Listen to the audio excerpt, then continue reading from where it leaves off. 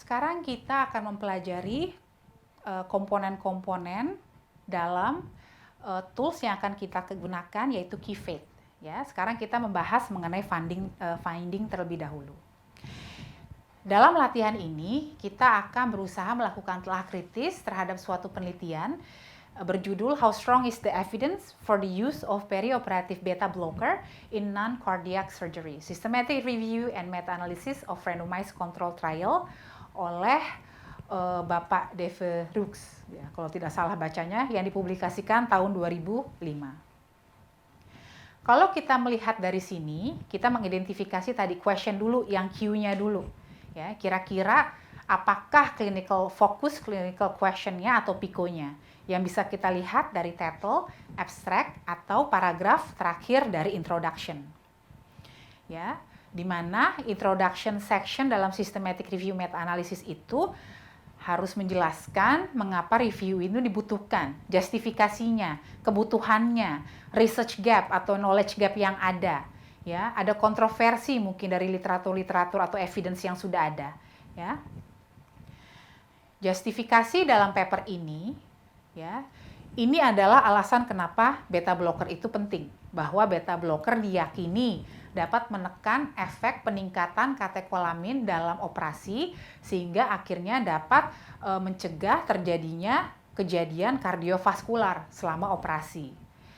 Beberapa autor, beberapa peneliti dan guidelines itu sebetulnya sudah menganjurkan penggunaan beta blocker untuk pasien-pasien yang menjalankan surgery yang non-kardiak. Namun ada peneliti-peneliti yang lain kemudian memikirkan kembali apakah ada evidence yang cukup untuk memberikan beta blocker perioperatif, ya, karena sepertinya evidence yang ada masih kurang tepat sehingga dibutuhkan proses yang clinical trial yang mungkin metodenya lebih baik, ya, yang kualitasnya lebih bagus. Nah, itu justifikasinya bahwa ini masalahnya. Lalu ada kontroversi antara dua pihak. Satu yang menganjurkan, satu yang tidak menganjurkan, itu kontroversi. Kemudian yang ada pun studi-studinya masih random dan ada kualitas-kualitas yang masih belum dapat dipastikan. Itu justifikasinya yang menunjukkan perlunya systematic review, ya. Karena sudah ada evidence-nya. Kita tidak bisa melakukan systematic review meta-analysis bila tidak ada penelitian primernya. Karena ingat, kalau systematic review meta-analysis, dia mengumpulkan semua evidence yang relevan untuk kemudian dianalisis lebih lanjut. Kita melihat di sini, dari title-nya sudah terlihat, ya, walaupun tidak terlalu lengkap, bahwa pemberian beta blocker perioperatif dalam surgery yang bersifat non-kardiak merupakan suatu studi systematic review meta-analysis dari randomized control trials. Kemudian dari abstraknya kita juga bisa melihat, ya, population-nya adalah pasien yang menjalankan non-cardiac surgery. Lalu kita bisa mengidentifikasi intervensi yang mau diteliti adalah beta blocker perioperatif. Kemudian outcome-nya yang kita mau lihat adalah perioperatif outcome dalam 30 hari setelah surgery, misalnya mortalitas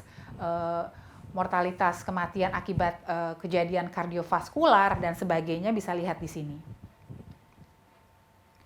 Ya, ini yang tadi menunjukkan pertanyaan klinisnya atau objektifnya untuk mengevaluasi efek dari beta blocker terhadap kejadian kardiovaskular pada pasien-pasien yang menjalani pembedahan non-kardia. Dari methods-nya, tidak semua unsur comparator itu dimasukkan, baik dalam title dan abstract dikarenakan ada keterbatasan word, ya, dalam penyusunan abstract, ya. Jadi kadang-kadang andai kata kita tidak ketemu di abstract, di introduction, kita masuk ke methods, di mana itu adalah section di mana kita harus menjelaskan methods lebih dalam. Di sini terlihat pembandingnya atau comparatornya adalah mereka control group yang menerima placebo atau standard care. Kemudian kita juga harus mengidentifikasi apakah author ini mengidentifikasi memiliki kriteria-kriteria eligibilitas untuk memilih studi-studi tersebut. Kriteria inklusi dan eksklusi biasanya ada di methods. Dalam ini harusnya juga ada dalam protokol. Biasanya yang termasuk dalam kriteria inklusi dan eksklusi adalah komponen desain studi yang akan dimasukkan dalam systematic review kita, dan sebaiknya sesuai dengan ranahnya yang tadi saya katakan. Misalnya intervensi diharapkan dia hanya menginklusi RCT saja, ya. Atau misalnya untuk prognosis diharapkan dapat menginklusi studi-studi yang kualitasnya baik untuk menjawab pertanyaan klinis di area prognosis, yaitu cohort atau case control. Kemudian memasukkan karakteristik pasien. Mungkin andai kata pada kasus tertentu usia memberikan outcome yang berbeda dan ingin dilihat secara spesifik, mungkin dibatasin kira-kira usia berapa, jenis kelaminnya apa, diagnosisnya apa, ya, exposure-nya atau intervensi yang mau diteliti, atau modalitas diagnostik yang mau diteliti apa, komparatornya apa kalau ada, serta andai kata penting dan memberikan efek pada outcome, mungkin setting, ya. Nah, ini dalam paper tersebut dia mengidentifikasi kriteria yang masuk dalam systematic review ini, yaitu mereka hanya menginklusi randomized control trial, ya, yang mengevaluasi efek beta blocker dalam pasien yang menjalani pembedahan non surgery, ya. Kemudian mereka mengeksklusi studi-studi yang tidak memiliki control group. Ya, jadi misalnya hanya punya satu tangan, jadi mereka hanya melihat perjalanan pasien-pasien yang mendapatkan beta blocker saja, ya, atau mereka tidak memeriksa mengidentifikasi outcome yang mereka mau, ya, atau mereka mengkomparatornya mungkin terhadap obat yang lain. Nah, ini kan tidak termasuk, jadi akhirnya dikeluarkan. Nah, kemudian dia juga kalau dari outcome kita lihat di sini mereka mengidentifikasi outcome apa yang akan dianalisis, ya, diketahui dalam systematic review ini, yaitu perioperative outcome sampai 30 hari setelah surgery. Nah, kemudian kita lanjut ke finding. Seperti yang tadi dijelaskan sebelumnya, dalam proses finding dalam systematic review harus dilakukan secara komprehensif, di mana kita diharapkan mendapat semua available evidence yang relevan dengan pertanyaan PICO kita. Ya, jadi tadi sudah dibahas menggunakan database tersebut dan ada teknik lainnya. Semua harus direncanakan dalam protokol. Ingat, protokol kita adalah our navigation map. Semua harus transparan, sistematik dan jelas dalam protokol, sehingga akhirnya kita tidak tergoda-goda waktu kita menyusun systematic review meta-analisis kita, ya. Transparan sehingga reproducible. Jadi ada orang mau melakukan pencarian yang sama, andai kata semuanya tahunnya masih sama, tidak ada penelitian baru. Misalnya author tersebut dapat 1000 artikel. Kalau kita mengcopy searching strategi mereka, kita diharapkan juga akan mendapatkan 1000. Saking transparannya sehingga reproducible. Dan sumber dari proses pencarian literatur, kita harus mencari publish dan unpublished. Publish bisa melihat dari database, ya, atau hand searching textbook, printed journals, reference list, atau dari database jurnal tertentu, ya. Andai kata suatu penyakit misalnya khusus THT, saya mencari database THT, ya, atau reference list dari paper-paper walaupun tidak sesuai dengan PICO kita, tapi relevan, kita ngelihat reference listnya, kita lihat kira-kira ada nggak penelitian yang relevan sama PICO kita dengan desain studi yang kita inginkan. Atau textbook, ya, textbook apakah dia memasukkan RCT nih mengenai PICO kita. Unpublished, ini juga sangat penting. Unpublished itu bisa didapatkan dari tesis, disertasi, clinical trial registry, contact with expert or personal communication, dan sebagainya. Sangat penting untuk mengidentifikasi trial registry, ya. Kadang-kadang mereka trial kemudian mempublikasikan dengan judul yang berbeda. Itu juga harus hati-hati. Ya, kayak seperti kisah saya waktu saya menyusun systematic review meta-analisis, saya iseng tuh, saya pakai bahasa Indonesia. Ternyata saya mendapatkan yang sesuai dengan studi saya di Universitas di Kebun Jeruk, pakai bahasa Indonesia. Saya datang sendiri ke library-nya karena masih masih sangat paper based banget, ya. Jadi penting sekali upaya kita untuk dapat mengidentifikasi unpublished studies. Dan proses strategi pencariannya juga mungkin kalian semua sudah belajar mengenai proses pencarian menggunakan match term, text word. Match terms harus masuk dalam pencarian kita dan diharapkan tidak membatasi tahun publikasi dan bahasa. Ya. Ini contohnya, kalau kita melakukan pencarian evidence, lagi iseng nih di kamar, kita nyari-nyari nih, saya pingin tahu nih efek misalnya steroid untuk otitis media akut pada anak, nyari-nyari nih, dapat paper ini, bagus nih hasilnya, besok iseng lagi, ternyata waduh kok jadi tidak signifikan. Nah, beda dengan kita lakukan pencarian informasi pakai tanker ini, di mana langsung terambil semua evidence yang available.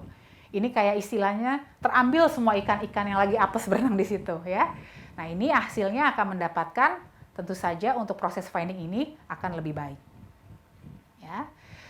Nah, biasanya systematic review meta-analisis itu akan banyak banget appendix-nya. Kalau nggak ada appendix-nya malah kita curiga, ya.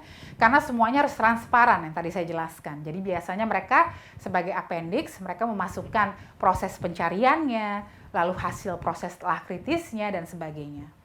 Ya, di sini disebutkan mereka menggunakan 2 database, lalu hand search-nya berdasarkan dari anestesi jurnal, konsultasi with expert, ya, reference list, dan sebagainya.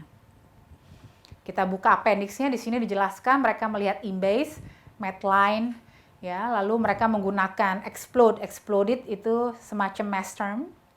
Ya, lalu hand search, mereka melakukan hand search dengan mengidentifikasi artikel-artikel relevan dari jurnal-jurnal anestesi.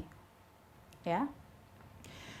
Kemudian biasanya ditampilkan dalam flowchart. Di sini mereka punya flowchart-nya, didapatkan 22 artikel yang kemudian akan dianalisis lebih lanjut.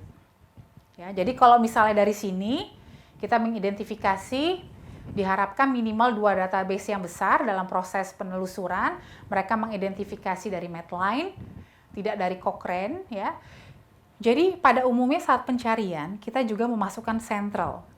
Central itu adalah bagian dari Cochrane, di mana selain dia menangkap systematic review yang dipublikasikan di Cochrane, mereka juga mengidentifikasi clinical trials yang ada saat itu. Jadi sebaiknya saat kalian melakukan suatu systematic review meta-analisis, kalian juga mengidentifikasi evidence dari sentral tersebut. Ya. Lalu Embase mereka lakukan, reference list mereka lakukan, Science Citations Index ya dari SkySearch mereka lakukan. Ya, contact with the expert tidak dilakukan. Ya. Menggunakan mesh, text word, flowchart, dan sebagainya dilakukan. Tapi mereka menurut saya kurang upaya untuk mengidentifikasi penelitian-penelitian unpublished seperti dari tesis maupun clinical trial registry. Ya, jadi itu harus hati-hati. Ya, di sini juga disebutkan regardless the publication status, jadi tidak membatasi dari tahun publikasi ataupun bahasanya. Nah, mengapa sih penting banget ya kalau kita mengumpulkan studi-studi tidak dibatasi oleh tahun, oleh bahasa, ya? Karena itu dapat menyebabkan adanya publication bias atau bias publikasi.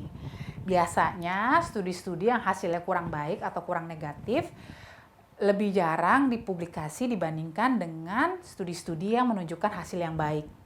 Ya, dan editor dari jurnal-jurnal juga lebih mudah untuk menerima publikasi dari studi-studi yang memberikan hasil yang baik. Positive result biasanya kalau hasilnya penelitiannya positif, biasanya dia disubmit ke jurnal internasional yang bagus. Sedangkan kalau hasilnya negatif, mungkin mereka jadi kurang percaya diri dan mensubmit hanya local journals. Ya, dan banyak hasil-hasil yang negatif itu merupakan hasil dari studi-studi dengan sample size yang kecil. Ataupun ada pengaruh dari manufacturers, ada conflicts of interest, ya. Jadi karena itu diperlukan suatu penelusuran yang komprehensif untuk menghindari publication bias. Seperti tadi, some solution-nya, hal-hal apa sih yang dapat membatasi, menghindari publication bias. Jadi kita berusaha tuh mencari sumber dari unpublished. seperti clinical trials yang masih berjalan atau sudah selesai atau completed, atau mencari sumber yang lain. Seperti conference proceeding, disertasi, tesis, atau kita kontak dengan primary researcher. Publication bias biasanya dilaporkan dalam funnel plot, ya. Tapi biasanya untuk dapat menyusun funnel plot diharapkan minimal ada 10 studi. Jadi andai kata misalnya hanya sedikit, agak sulit untuk menilai efektivitas atau sensitivitas funnel plot dalam mendeteksi adanya publication bias. Nah, kalau kita melihat di sini plotnya, kita melihat di bawahnya itu adalah efek, ya, dan sebelah kanannya adalah standard error. Nah, untuk penilaian yang horizontal effect itu dia bersifat log. Jadi semakin besar angkanya kan 0,1, 0,33, 1, 3, dan 10. Karena dia bersifat log, statistiknya jadi terbalik, andai kata dia efeknya besar, dia akan ke angka yang kecil, ya. Sedangkan kalau standard error itu seperti surrogate untuk melihat kira-kira jumlah sampelnya. Jadi andai kata penelitian dengan jumlah sampel yang besar diharapkan standar errornya menjadi lebih kecil. Sedangkan penelitian dengan jumlah sampel yang kecil biasanya standar errornya lebih besar. Jadi andai kata kita memasukkan studi-studi baik sampel size yang kecil, yang besar, yang hasilnya bagus, hasilnya tidak bagus, ya semuanya kita bagus nih menunjukkan insya Allah identifikasi evidence yang ada baik, kita akan mendapatkan gambaran di sebelah kiri. Sehingga segitiganya itu akan terisi secara merata, ya. Bintik-bintik itu mewakili studi-studi, ya. Nah, sedangkan pada plot di sebelah kanan kita melihat ada sisi kosong di segitiga bawah kanan, di mana itu menunjukkan adanya small study effect, di mana biasanya studi-studi yang terdapat di situ adalah studi-studi yang efeknya kecil, ya. Ingat tadi terbalik efeknya, dan standar errornya tinggi. Ya, karena biasanya standar errornya tinggi adalah penelitian dengan jumlah sampel yang kecil. Andai kata terdapat hal seperti ini, kita dapat mengidentifikasi kemungkinan systematic review tersebut tidak menginklusi hasil-hasil yang penelitian-penelitian dengan jumlah sampel yang kecil, ya, atau efeknya tidak kurang baik. Nah, ini contohnya lagi. Tadi posisinya yang nomor A itu, lingkaran-lingkaran yang kosong itu biasanya mengindikasikan studi-studi yang kecil dengan with no significant effect. Asymmetrical dari plot itu menunjukkan adanya reporting bias, ya. Dan harus hati-hati andai kata seperti ini. Kadang-kadang ada penelitian-penelitian kecil, ya, atau penelitian-penelitian kurang baik, kualitasnya kecil dengan kualitas yang tidak baik. Itu kadang-kadang hasilnya juga jadi kurang baik, sehingga kesannya resultnya itu dibesar-besarkan. Nah, itu kita juga harus hati-hati.